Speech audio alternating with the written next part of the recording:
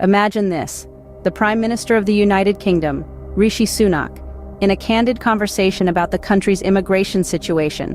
What does he have to say? What are the implications? And what changes might be on the horizon? In a recent interview, Sunak conceded that immigration levels in the UK are, in fact, too high. This came during a visit to the Nissan plant on November 24, 2023. And guess what? He didn't just acknowledge the issue, he also emphasized the need to bring these levels down to a more sustainable range. Here's something that caught our attention. Sunak didn't shy away from admitting that the 2019 Tory manifesto promises on immigration reduction hadn't been fulfilled. Quite a bold move, wouldn't you agree? But then he went on to laud the recent slowdown in migration, calling it a step in the right direction. Talk about mixed signals.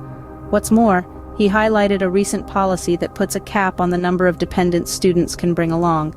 He called it the single toughest measure taken to reduce legal migration in a long time.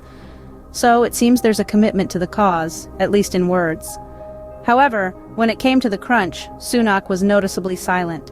When asked about his stance on Immigration Minister Robert Jenrick's proposed measures, like a higher minimum salary threshold and a cap on NHS work visas, he chose not to comment.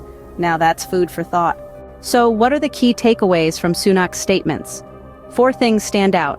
Firstly, there's an acknowledgement of high migration levels.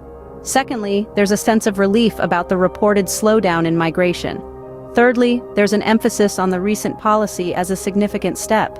And finally, there's a conspicuous silence on proposed additional measures. The implications of these statements are twofold.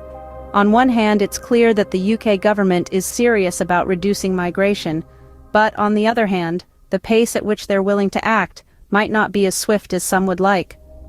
Sunak's silence on Jenrick's proposals suggests a cautious approach, hinting at either a lack of full support or the consideration of alternative options. For the general population, a blanket ban on entering the UK seems unlikely. But there's a catch. Potential policy changes could indirectly affect certain groups, like students and skilled workers. To sum it all up, the government's commitment to reducing migration is crystal clear. But the specifics? Well, they're still a bit hazy. The coming weeks might bring more clarity, unveiling the government's next steps in this complex issue. So stay tuned, stay informed, and never stop asking questions. And as always, have a fantastic day.